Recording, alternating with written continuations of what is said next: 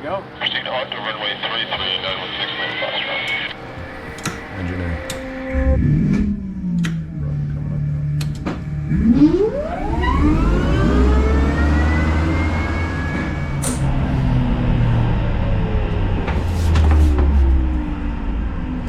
Okay, that's complete test point 3.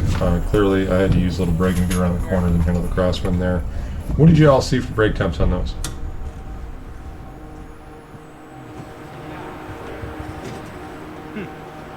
Actually double.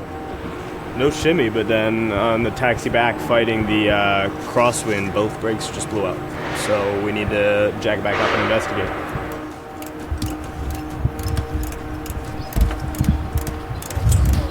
Matt, you leave these wing posts on the Just making notes on what the fuck we gotta change. This is the only fluid in the airplane is brake fluid. We do have glycol for Keep it coming on up, the ground. Bleeder's cracked. There we go. Is it still flowing? Yep, still flowing. Keep her coming. Coming from the belly of there. Look at this. More pressure is better. No, seriously, you keep a higher flow rate, it'll work the bubbles out. It's frustrating and gating us. It is frustrating that we designed and built an entire fucking electric airplane, and the thing that's holding us up is landing gear, shimmy, and brake problems.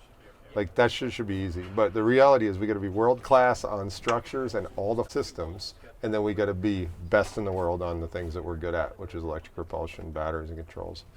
And this isn't world class right now. It's a bump. It's a bump when we've got T-minus 3 hours and 15 minutes to go.